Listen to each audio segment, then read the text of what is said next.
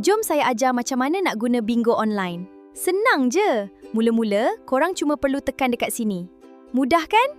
Jomlah kita main sama-sama.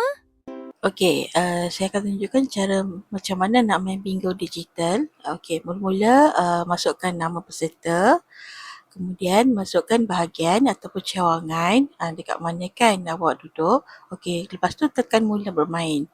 Okey, nampak kan kotak-kotak yang semua ni, kotak kat bawah tu. Jadi awak kena pilih 25 nombor daripada 50 nombor yang kita dah sediakan. Okey, pilihlah awak kata yang nombor yang mana awak suka kan. Jadi tak kisahlah nombor mana-mana pun asalkan dapat 25 nombor. Okey, so saya tekan-tekan secara rawak. Kemudian kalau kata nombor tu dah terlebih, dia akan keluar notifikasi kad bingo dah lengkap. Okey, lepas tu kita scroll ke bawah, simpan kad.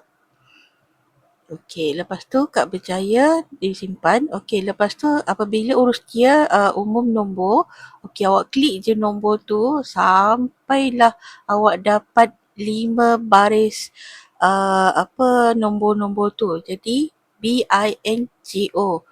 So bila dah dapat tu, okey, katakanlah okey, terus dapat tahniah awak anda menang bingo. Okey, itu sajalah.